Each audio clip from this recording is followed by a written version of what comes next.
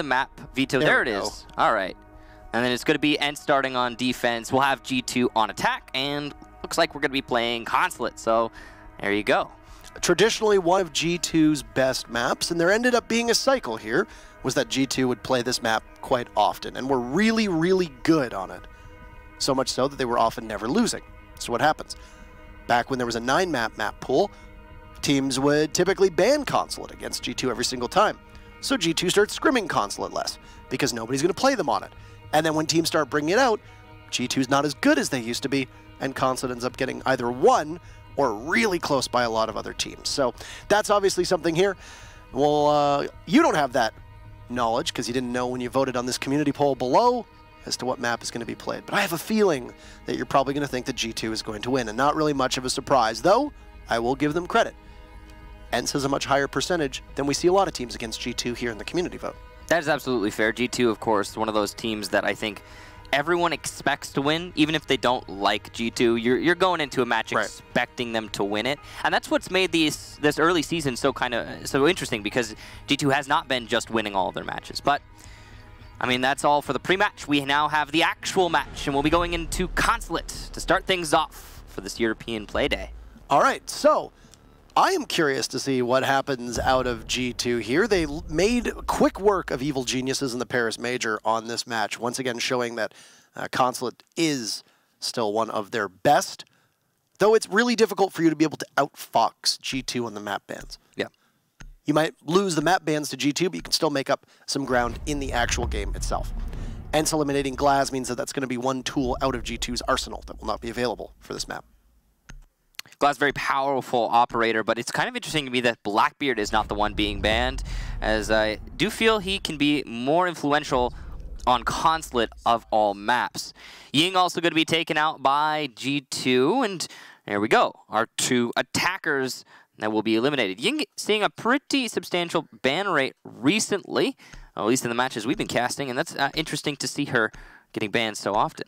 A lot of teams put Ying in the she's just not a lot of fun category, and I think Glaz can also be slotted in that category too. Definitely the same. Both of those operators are removed from action, not necessarily as strategic counterbans, but that's definitely a thought process behind it. Yeah.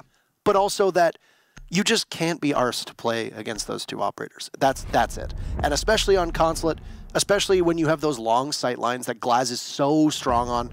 You take admin, you get Glaz to smoke off and cover long desk. You get Glaz to smoke off main lobby. You get Glaz to push into garage. You're in a lot of trouble. Same with Ying. She can cleave that garage site in half downstairs if she can control yellow. She can flush you out of pipes. She can flush you out of pillars. It's not a fun time. So makes an awful lot of sense. Meister and Mira will be the next two bans for the defense, and we'll go into the first round upstairs on console office. So overall, just to start things off here, going into the reveal phase, we'll see what the 6 picks are, but nothing too abnormal. Now, that's quite interesting. ENCE just got the advantage in that draw. You can see the IQ 6-picked into a Buck, but the Mute being 6-picked into a Valkyrie. That means the counter that was faked by G2 is going to be read by ENCE. Well done to them predicting that, or just not caring about the IQ. Either way, they're going to have an information advantage thanks to that 6-pick from both teams. And by they, of course, I mean ENCE. Yeah. Going to the top floor, pretty standard fare here for Consulate. You really can't go wrong. I mean, whatever site you're going to go to, you're going to be comfortable on this map. And that's one of the things that we've always praised Consulate for. It was actually, I believe, I want to say it was really the first map where all of the sites were viable, where people saw, at least early on in the meta, where people were very comfortable, teams were very comfortable going anywhere. And that's definitely something that Consulate can say. Now, overall, it looks like it's going to be a spawn peek to gas station. This is a risk here from Shatang. He's actually going to miss it. I'm halfway happy he did, as it is very dangerous. That can fight back if you lose the fight. It also sounded like an MP7, so that would have been Slevin with the spawn peek. Yeah, it does look like it was. So, yeah. ENCE obviously going for a tilt factor here, as Fabian has taken about half of his life, or has lost half of his life here. Not a great start. I think emotions have been running really high on G2. Frustration setting in, and their loss to Secret, and then the draw to Penta. G2 is going to be playing angry today, but they're also going to be very hungry because G2 are not in a position to be able to lose this many games. Kanto Raketti, who can typically carry rounds for G2 all by his lonesome, will entry solo and get immediately fed upon by Sleben.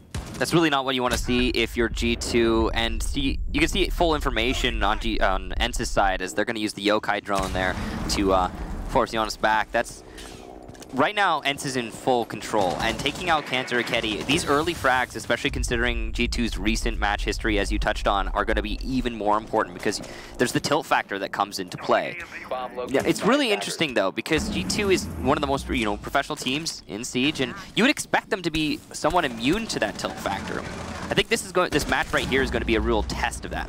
Sleben's going to get his second kill, and ENCE's second kill in this round. He will be finished off by Fabian, who took 50 HP from Sleben earlier, but gets his revenge eventually.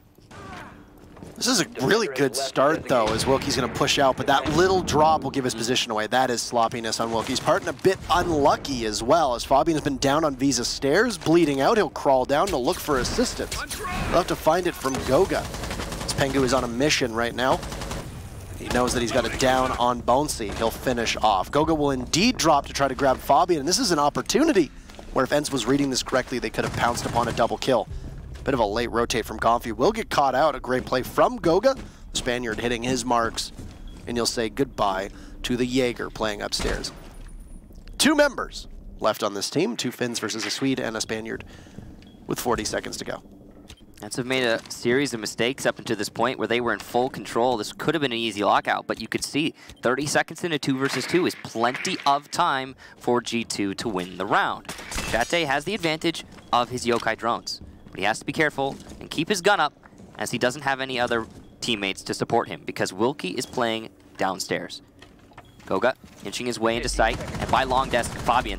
Chate's going to take down Fabian, though, putting this into a 2 versus 1, and Wilkie, the C4 from below. ENCE will take the first round, and it was a close one, but they managed to get it quite confidently.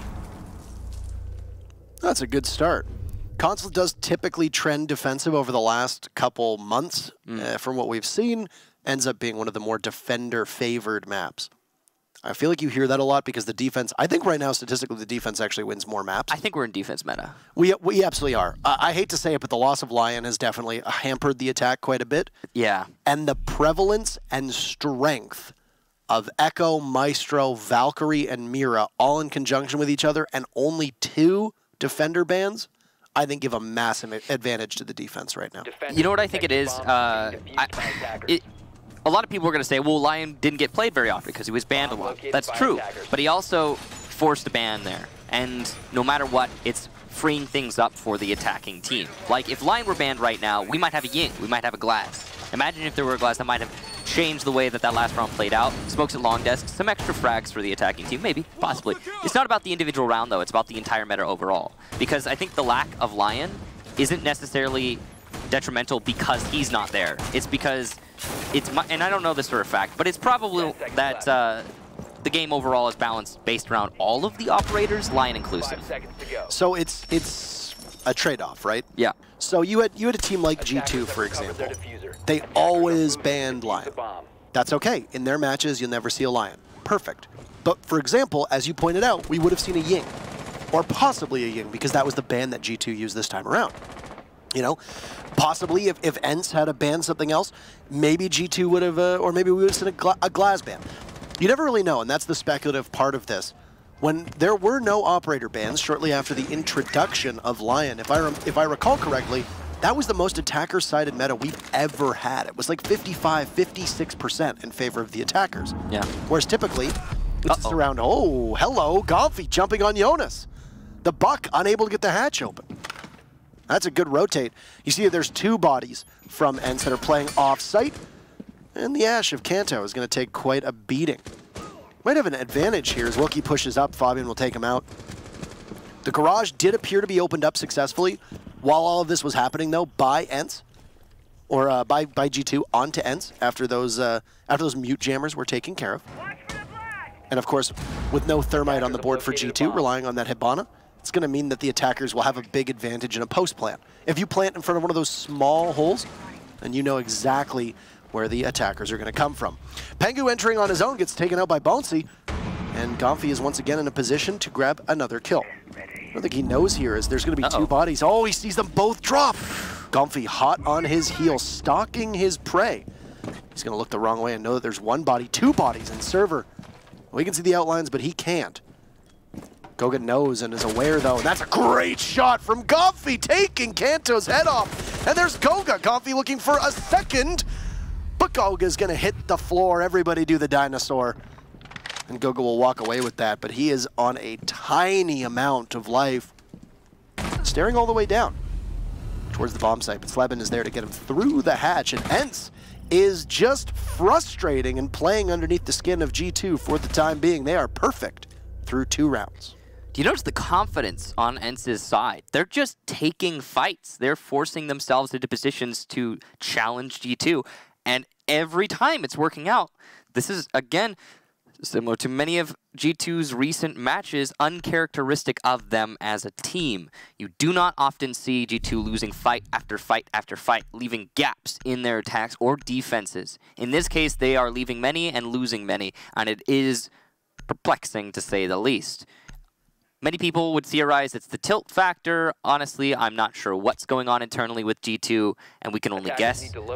But it's already a good start for ENCE, who has been having just a poor start of the season, or just as poor a start of the season as G2. So, well done to ENCE putting themselves up here. But there's, you know, as much as G2 are making a lot of mistakes, ENCE are too.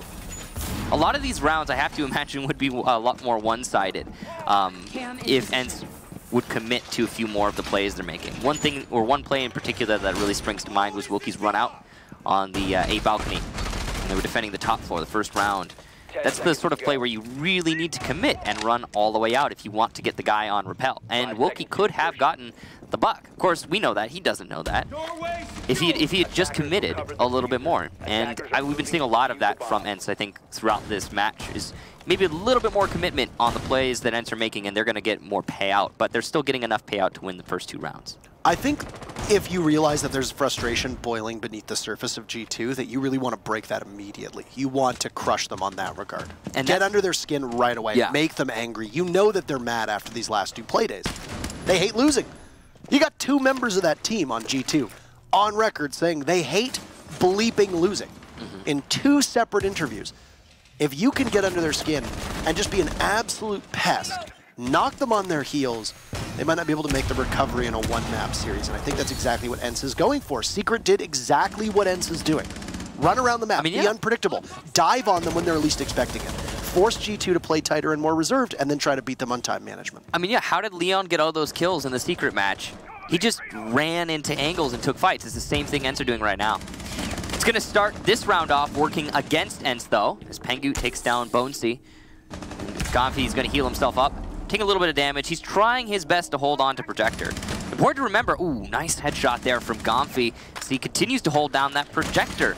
I think a little bit of a foolish push there for Kantoraketti. Not enough information on who's playing in CEO, but look at that. The flank, and Gomfi will go down to Pengu. Excellent play, but the counter play from Sleben, and Shate fragging back for ENCE's sake.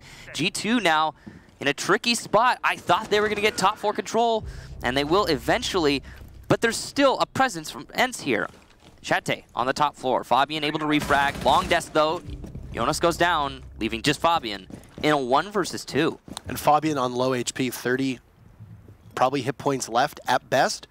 You got to imagine that Shate's got 3 goo mines up. Yeah. They know that Diffuser is down. Most of the goo mines are below him. So Fabian will need to retrieve that Diffuser, which is upstairs by Long Desk, which is almost a suicide mission. You've got to imagine that if ENCE, and Shate in particular, just layers up those goo mines around the Diffuser, Fabian could end up losing a third, 2/3 of his HP before he's even able to do anything other than that. And you saw Shate is already starting to do that. As soon as he saw that Diffuser, he was laying on those goo mines. So it's going to be tricky for Fabian to win this. He will see the Valkyrie, but dies to the Legion just above him. ENCE, great coordination to lock out that round.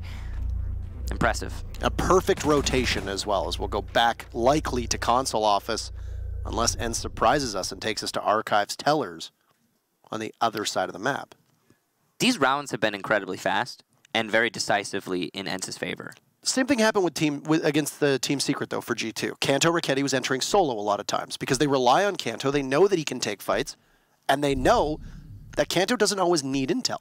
You don't need an armada of drones with him in order for Kanto to frag well.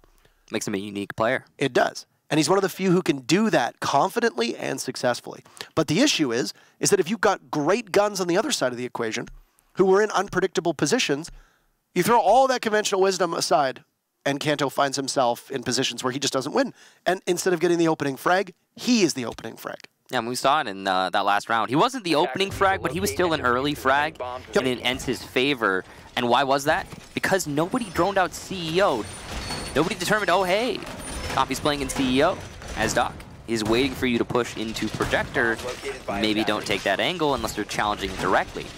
And Kanto Raketti tried to run into Projector. So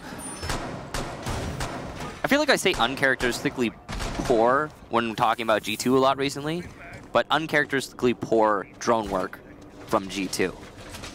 Just a little bit odd to see. Back to the top floor, as you stated, a full split here from ENCE, as they have won all of their defenses and they're going to go back to their most preferred bomb site. Of course, there is that fourth bomb site, the new bomb site by Visa, but it is often ignored. And it's very likely in this match, at least for ENCE's side, we will see it be ignored. G2 is one of the early adopters of that new site, but considering that they're definitely going to need to win as many rounds as possible, I don't know if they're going to want to experiment this time around. We'll find out when they get to their defensive half. When we try to say it's a win for a team, obviously numbers don't always matter. If you're playing, defense on Clubhouse and you win three rounds as a defender on Clubhouse out of your 6, that's usually a bad idea, or that's usually a bad statistic, right? Yeah. Here, I think this is a victory for ENCE no matter what happens. You take G2 through 3 rounds and you've won every single one of them. Obviously, that number can continue to be improved upon. And look at this! Oh, say goodbye to Fabian as Shate is there. That's going to frustrate the Swede. That's just ridiculous aggression there from Shate. And no reason to take that fight. ENCE clearly has a game plan, and that game plan consists of take all of the fights, guys. They before this match, they were like, hey, everybody, just fight them. Just take gunfights and win them. And that's exactly what Shate just did. He won 2. And Kanto Raketti, that's 3 for Shate as Pengu goes down. Shate right now fragging against some of the best fraggers in the entire world. Kanto Raketti, Pengu, and Fabian. Comfy's there to eliminate Giannis, and Goga is in the wilderness at the moment. If he says CCI plant, well, he's going to need to get through 5 bodies. He'll take 1 down, but a big 4K for Shate will give ENCE the 4th round. Here's how I think ENCE's prep work for this matchup went. Hey, Leon? Yeah. What did you do? Okay, cool. We're going to do the same thing. Thank you very much. All right, goodbye. Yep, that sounds about right to me, Parker. I'm definitely agreeing with you on that. I mean, what we saw in the secret match was exactly what we're seeing now. Just to build on what you're saying. Leon just took fights and won all of those fights. What is ENCE doing? They're taking fights. And what are they doing? Winning all of those fights. Which is weird. That's not supposed to work. Not as much as it is working. Very, very confusing. You have a huge utility operator in Echo. Not strange to see him peek. Kanto Raketti reinforced that second panel upstairs outside a CEO office on Bank. And as Echo, peeked 3 separate people in a previous G2 match.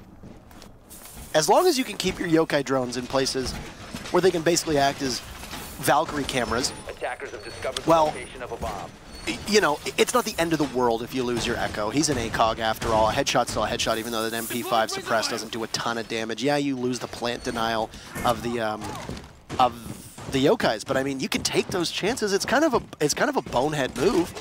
But Shate just got a 4K off of some of the craziest things that we've seen. Yeah, and I mean, as long as his yokais are down. Right. They're still gathering information. So, yeah. I mean, he can be a decent choice for the ridiculously aggressive pushes. Oh. And speaking of, again, Shate is doing this. It hasn't worked out. Oh, he just missed it. It hasn't worked out for him just yet, but he's been trying it most of these rounds. He would keep Kanto Raketti on that 0 frag limit that Kanto is at right now. Slevin's peeking this yellow window on the yellow stairs, looking outwards, but G2's not going to take the bait. Always precarious for a lot of teams to attack Consulate because all of the different facades of this map have multiple windows that they can look out of for the defenders. So usually will require you to be a bit slower. But completely fearless will be Fabian inside of Visa, while the rest of his team assembles over on Garage. That's actually a pretty fast pace for G2 to be able to open up one of those Garage panels, but it will be tricky for them to open up both because, Michael, they've gotten that middle panel instead of going for one on either side. Some teams will do that, but it does make your play through the Garage panel a little more difficult, as you don't have nearly as much maneuverability. Gomfi walking down yellow stairs will net a frag, but you can see Fabian at the top, able to refrag. Poor coordination to allow the initial frag on G2's part, but at least the refrag is there. Slevin, though, going absolutely insane. That's 4K for him in the round, holding on to Piano. G2 have completely fallen apart. Did you see a single drone on the board there? I didn't. I saw every member of G2 solo entering with 0 information. That's what I saw too, Parker. And I would imagine right now that the communication on G2's side of things is an absolute tire fire because you just had 5 members of G2, 2 of whom entered together, but the rest largely disjointed, no refrag potential, no coordination, and almost no drones on the board from G2's side of things either. Can I just say, just as a point to add to that, Consulate is probably one of the easiest maps in this game to drone. I mean, it's really linear. If you're having trouble clearing out roamers, well, I'll tell you what to do, Sonny.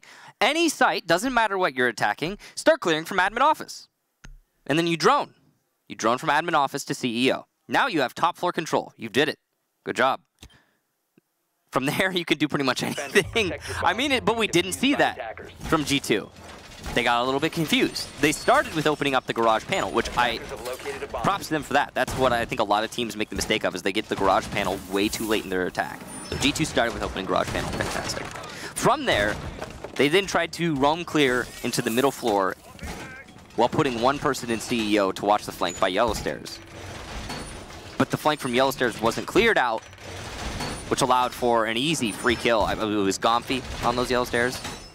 And then from there, it was a complete mess because they didn't clear out Piano, and they got distracted by Yellow Stairs. So ENCE just pushed and managed to get kills. There's nothing else to say about that. It was 2 players getting all the frags there for ENCE, if I'm not mistaken. So, yeah, and it was those 2 roamers. All right, so ENCE doing some damage to themselves. Looks like Slevin has taken half of his HP. C4 from Gomfi will miss, but that's just missed. It's another example of that crazy aggression, too, from ENCE. That's what that is. I mean, there's nothing else to say about it. There have been really no rounds for G2 that have even come close when you think about it. Yeah. These have been absolute landslide rounds from ENCE, and they need to be very proud of this performance so far. Once again, look at G2's side of things. You got 2 drones on the board. You got Goga and Jonas, the only 2 droning at the moment. Pengu will go on drone finally after G2 have taken control of Visa office, but Wilkie downstairs likely has not been spotted. And he's in an opportunity to go for a run out as well. Keep in mind that this is ENCE's final defense, and they need 1 more round to guarantee a draw and once again deny G2 a victory in what would be G2's 3rd map in a row without being able to get all 3 of those points. Given how competitive Europe has been, these are massive mistakes over the last 2 matchups for G2 to not walk away with the full 3. Yeah, certainly right there. Bonesy holding firm inside of Projector. He's the perfect operator to play this role, and we've seen many teams play the smoke up close on that door. Slevin able to get the first kill onto Jonas, so that's a good start for ENCE once more. Pengu gets the refrag though, so here we go, G2. Still in it. They've lost a lot of HP though, so this is going to be risky business when they actually go for the site take. Cantor, and Pengu both on very low HP. Gomfi able to take down Pengu, and a rush from Bonesy. He's going to push himself down Visa Stairs, acting as a distraction. Honestly, might not have been the right call, but it's actually going to work out as he is serving his purpose. Gomfi's going to get 1, but refragged by Cantor. Wilkie onto Kanto, and it's all Fabian who dies to Shate downstairs, the closest to the site. And G2 cannot win this match. That's it. It's a perfect half from ENCE right now. Astonishing heading into this game. I mean, you just don't expect to see it, Parker. It's really weird, and it has been very fast rounds so far. We just got a confirmation from our producer that this is the fastest matchup that we have had so far this season. Yeah, so if we have no round wins from G2, then, I mean, how long did it even take? When did we start? About 30 minutes ago. Yeah, we started, a little over 30 minutes ago. And then that includes all the rigmarole to get into the game. So, which usually takes about match, 10 to 15 minutes while Twitch chat screams start the game. So this match has been like 20 to 15 minutes long, thereabouts. Yep. So far. And if G2 doesn't win a round, it will end at max 20 minutes. This was a great strategy from ENCE. It's not necessarily all on G2 here. It's not necessarily on the map. ENCE played this perfectly, and so far, it looks like the answer is dislodge your brain from your spinal cord. Yep. And just go bananas. And G2 does not have an idea of what to do to stop it. Well, if you think about it, Parker, G2 basically invented many components of the meta. A lot of the current meta, a lot of the way people play this game, period, was invented, first done by G2. And if you stop playing their meta, and you do exactly what Parker just said, then yeah, I suppose that's going to trip them up. It makes sense. It's not exactly surprising. Surprised that nobody's thought about it, I guess, before this season. I don't think it's just that, though. I think it's also G2 clearly are not playing their standard game, because usually the way G2 compensates for somebody dislodging their brain from their spinal cord is they win their gunfights. But G2 is not winning their gunfights. Case in point, Gomfi beating out Pengu, but here we go! Oh, G2 on the board, Michael. Making me eat my words. They're going to go ahead and get their first, looking like possible win here, as they're up 4-2 now. And this aggressiveness from ENCE is being answered by G2 by doing the exact same thing on their defense. You've got members of G2 just running in and taking fights. So, but this is what we usually see from G2. If you're not playing their meta, they're going to do just that. What Jonas just did to Shate, they're going to win their gunfights. Absolutely. And here we go, G2, finally waking up. I'm good to see this. Wilkie's positioned to possibly get somebody crouch walking out of piano, but doesn't realize there's a body playing in Zulu. It's going to be Fabian, and he just emerges and very quickly gets the kill. This is a big motivator for G2 with that intel there. A good shot from the captain of G2 eSports. And, well, you got to fight for a draw now, so we would have to see the first thing that we haven't seen one actually so far this season, which is two teams going perfect in the same matchup. I think we only saw a couple last season as well. In their respective halves? That is correct. Yeah. No, I think you're right. Looks like we're going to see the new site archives tellers here from G2. Not exactly usual, but as we talked about earlier, G2 was one of the early adopters of the newer bomb site on Consulate, so not terribly surprising. I do think it's a risk, but it might also trip up ENCE, which is exactly what G2 need right now. This is fantastic for ENCE, though. I don't know how ENCE does it, but a lot of their 6 picks throughout this match have been exactly what they need. They just 6-picked off a Thermite into a Blackbeard, and while attacking the newer site, I think that's fantastic. It will mean, however, that they're not going to be able to open up that garage, which is going to make the attack a little bit more linear and easier to deal with on G2's side. Overall, it could backfire depending on what ENCE's strategy is on this site, but I think it's a good choice. I think the Blackbeard can be very useful here. You know, it's a little bit too late for G2 to start waking up. I mean, they have to win now so many rounds in a row. 5, in fact, to not even get a win. And as you said, we haven't seen that, I think, this season, so it's going to be kind of interesting if they can pull it off, but at the same time, still shouldn't have put themselves in this position in the first place, of course. Bonesy going to be just inching his way towards that Vista doorway. My real question in this round is how will ENCE choose to attack this? Because it's a newer site that many teams don't have a lot of experience attacking.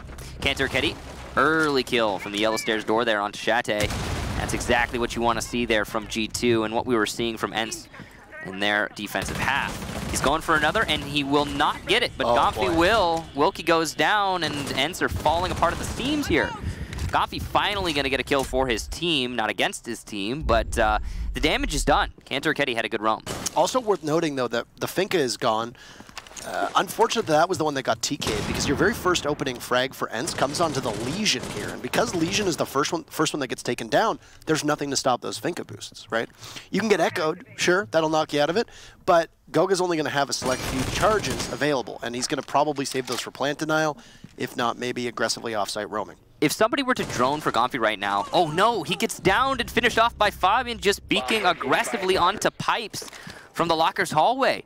I was about to say, if someone were to drone for Gomfi, he could flash and kill Eunice pretty easily, but he's gone now. And that leaves just Slevin and Bonesy in a tricky spot. Much harder to do uncoordinated and zany plays on attack than it is on defense here, especially in the Consulate. That's exactly what you're seeing from ENCE. It's really G2 thriving, given the circumstances. 2 bodies tossed at Bonesy, and that will be G2 picking up their second round. And Michael, I feel like we're barreling towards a tie here. It might happen, Parker. I think if you're G2, whether or not it's true, what you need to be screaming in terms of confidence boosters is it's defense-sided. It's defense-sided, guys. Really defense-sided. That's what I imagine is going on G2's side right now as they're thinking to themselves, we can win this. All we need to do is exactly what they just did, and G2 knows they're capable of that. So it's still very possible that this could go to a 6-6, but that also requires, in my opinion, ENCE being pretty negligent. They're going to have to make some serious mistakes in order to lose this match. It's not just going to come down to G2's excellent play. It will come down to ENCE's lack thereof. So we'll see what happens as we go to the middle floor. Interesting that G2 does not want to go upstairs. Attackers need to locate and defuse as many bombs as they can. Okay. They've gone to the basement in the new site and now the middle floor, so they're avoiding what is typically the most played site on this map. Yeah. All right. Interestingly enough. Slevin and Gomfi really having an excellent match so far. Same with Shate. Between the 3 of them, 29 kills. Jesus. Yeah. That's a lot. That is a lot, Parker. Through 8 rounds. It feels like it hasn't even been 8 rounds. It feels more. We feel like we've been playing for like 4 rounds. Yeah. That's how fast these rounds have been. Well, yeah, exactly. I was gonna say. I mean, 5 seconds left. They've been like a minute and a half to 2 minutes tops. I really like to see these kinds of matches where you have this aggression, this fast-paced gameplay. It's quite exciting. Fabian going for a spawn peek, as is Kanto Raketti. Kanto's going to eat some damage, but dish out some of his own, and he will land the headshot onto Bonesy. So there you go. The aggression on Consulate. Dodge, duck, dip, dive, and dodge, as now Jonas is here as well, looking for a kill of his own. Oh, light up 1, and there's 2 bodies there. Could have knocked both of those dominoes down. He's going to deal about 180 damage. He's not going to find a single kill, as both Gomfi and Slevin have time for resets. And that's the beauty of it. Because this aggression is so early and the damage is so early, at any moment, ENCE could get those 2 players back to 50 HP, and they very likely will. Yeah. It's good to see that Chate's brought the IQ. That's going to be a very useful tool, especially against G2's current lineup. Kanto Raketti just continuing to look for fights. You can see that Rook Doc. We haven't had Rook Doc meta for a long time, but here for G2, they're just trying to have ACOGs to challenge and win fights. That's it. The double cog has come back in a hurry. Of course, right now on the test servers, that MP5's damage is being lowered from 30 down to 27. Really? Wow. Not really going to make that much of a difference when you see at high-level play that 70 to 50 to 70% of your shots are going to be headshots, and those are of course insta-kills. But for the general populace, that's going to make a big difference, really. Yeah, I got to say that particular rifle. I mean, you got to be asking yourself, why are they bringing the MP5s of all guns? I mean, it's because they're laser beams. Yeah, it's easy to hit headshots with that gun. And ACOGs are so valuable on defense, and you're almost always going to have an ACOG permaban. Keep in mind that with Kaid being in, what was it, an assessment period, there you go. Speaking of ACOGs, Fabian lighting up Gomfi, but he'll immediately get pushed from Wilkie. No! Pulls out the underbarrel and sends Goga to the underworld inside of the bathroom on the main floor. This is a winnable situation now for ENCE. They're still very low. You've got Kanto Raketti on flash, or you've got Slevin on flashing health, and you've got Wilkie on flashing health. The first actual bit of objective being played out is typing away on the laptop. Will be Shate getting the plant down. This is going to be a difficult prospect. Kanto Raketti with the overheal. He's got an ACOG available. 1 smoke gets thrown out from ENCE, and it will clear. Shate leaving inside a piano with both Pengu and Kanto doubled up. Inside a lobby. Diffuser is down in piano, and there's going to be everybody from ENCE watching in that direction. But G2 is completely blind. Eyes on the diffuser. Pengu will take out Shate, equalizing at a 2v2. This is going to be all up to Sleben, but oh, Kanto peeks very quickly. Wilkie will need to come in. He's got a huge advantage with the buck. He could just go for it. Pull the trigger, Wilkie. He's waiting, but he's not getting the calls. Wilkie, you gotta hurry. He's right there, Wilkie. You can't shoot through that. Yeah. You plant on the one part that you can't shoot through, and ENCE comes so close, tantalizingly close. Fall just short, and it'll be 3 in a row for G2. That was technically winnable if he had grenades. He could have opened up a hole and lobbed a grenade, and it would have been his round. Surprising if he did have the grenades. I didn't actually catch it while we were spectating him, but yeah, either way. I mean, I'm surprised that ENCE kind of let that round slip away. One thing I want to touch on is the reason ENCE came so close to winning that is because of Wilkie's aggressive play. That just running into the site and not giving a heck. Yeah. He did not give a gosh darn heck. Not if one I can use that language on this broadcast. Not one. Not a single one, Michael. So that was why ENCE came so close. But what did they do after they got that plant down? Tell us. They got passive. They threw away the aggression. They decided to just try and hold single angles. And in that situation, that was the perfectly worst thing to do because they were all on 1 bullet's worth of HP. That flashing HP. We can call it flashing now. Can we just say that? Can we say flashing whenever they're on low HP? We can call it, danger zone. No. All right. Basement defense here from G2. After winning 3 in a row, they have gone full circle. They're not going to the top floor once again. Clearly G2 not fans of the top floor defense of this map. 10 seconds to go. Deploying razor wire. That last round was an excellent recovery, 5 seconds left. but it was oh so very close to being an ENCE round once again. And you know what I noticed, Parker? What'd you notice, Michael? In the first half, ENCE's defensive half, there were no close rounds for G2. Not really. I mean, we had a couple that okay, maybe 1 or 2, but nah. I'd always felt like ENCE was going to win those rounds. We've got a couple here where ENCE have come very, very close to winning, and it's looking scary for G2.